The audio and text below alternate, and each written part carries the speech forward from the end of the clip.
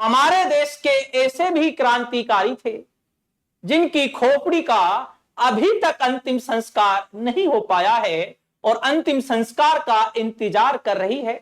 161 वर्ष हो चुके हैं इस महान क्रांतिकारी की खोपड़ी को और अभी भी ये इंतजार कर रही है कब इसका अंतिम संस्कार होगा विधि विधान के तहत।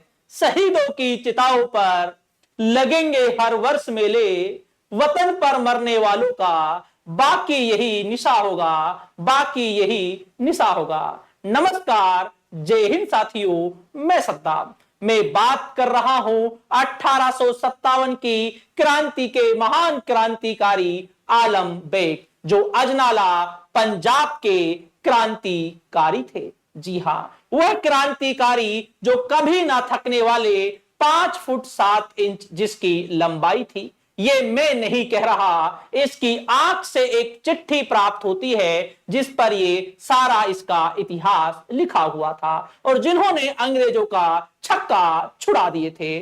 और अभी हाल ही में 2014 में अजनाला में एक कुएं की खुदाई की गई थी जिसमें हमारे महान क्रांतिकारियों के कंकाल प्राप्त हुए थे। तो फिर इस खोपड़ी की इतिहास खुलता है। ये खोपड़ी आज भी इंग्लैंड में है। जी हां, आलम बेग जो क्रांतिकारी थे, जब ये पकड़े जाते हैं तो उस समय इसे तोप से उड़ाया जाता है और बाद में इसकी खोपड़ी को काटकर महारानी विक्टोरिया को गिफ्ट में दिया जाता है। बड़ा अचंभित कर देता है हमें आलम बेग का इतिहास।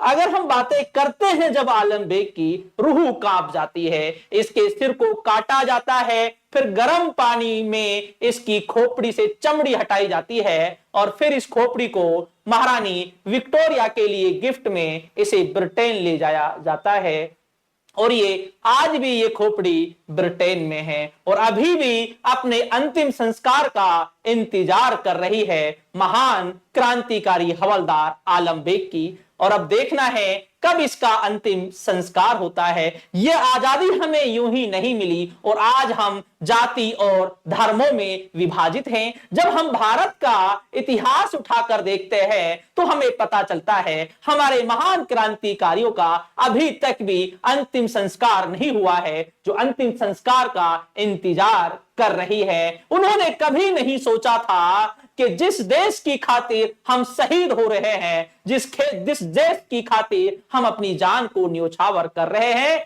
क्या ये आने वाले समय में जाति और धर्मों में विभाजित हो जाएगी। तो आज 15 अगस्त का दिन है, आज स्वतंत्रता दिवस का दिन है। तो याद कीजिए उन महान क्रांतिकारियों को जिन्होंने जाति और धर्म से ऊपर उठकर इस देश की स्वतंत्रता के लिए अपनी जान को न्योछावर कर दिया। जी हां, अपनी जान को न्योछावर कर दिया। तो मेरा उन सभी महान क्रांतिकारियों को जिन्होंने हमारी स्वतंत्रता के लिए अपनी जान को न्योछावर कर दिए, सभी को मेरा श्लोट नमस्कार और जय हिंद।